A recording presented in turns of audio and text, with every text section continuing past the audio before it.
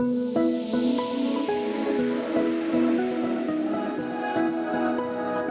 today I'd like to talk to you and your listeners about why business model disruption matters more than ever, particularly in today's environment where technology is accelerating at a faster and faster pace, and why you should be thinking about it in relation to your investment portfolio.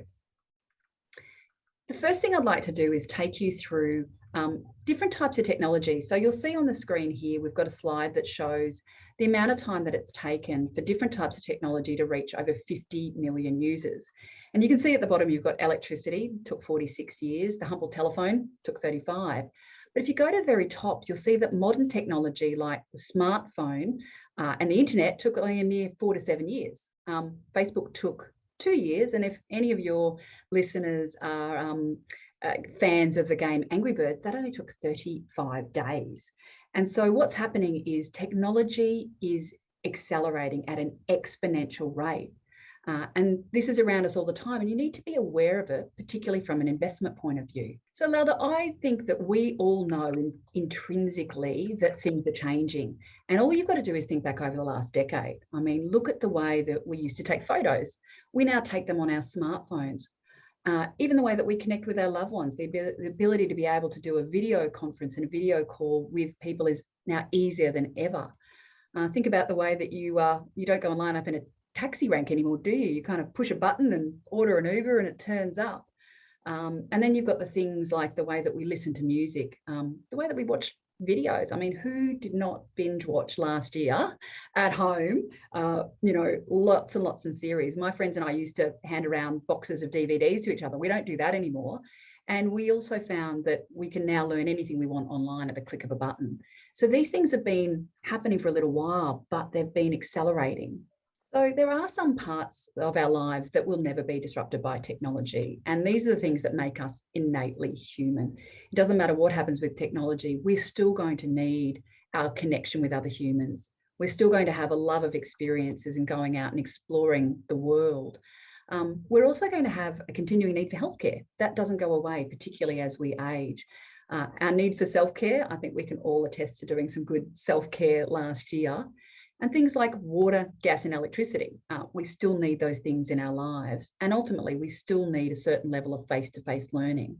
Those things don't get disrupted. So it's really important to find companies that can both withstand disruption, but also take advantage of it. At Magellan, what we're looking to do is to find companies that have got both attributes.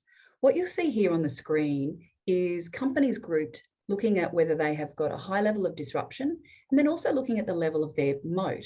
And this was a term coined by Warren Buffett. And what it talks about the fact is that your business is like your castle and you want to protect it from your competitors. And the wider your moat, the better your competitive advantage and the longer you're going to have that advantage for. The smaller your moat, the less advantage you've got for less time. So let's have a look at these companies on the screen. You'll see in the disruption side of things, there are some companies that are highly disruptive, but they can easily be taken over by their competitors. So if we look at Tesla, for an example, yes, they're a highly disruptive company, but how long is it going to take for the motor vehicle companies who've been in this game a long time to catch them up? On the other side of it, you may have companies that have got a wide moat, like the US retail banks. They've been long and around and established for a while, but they may struggle in a digital age. And then you've got those companies that sit on the outside that possess neither a disruptive capability nor a moat.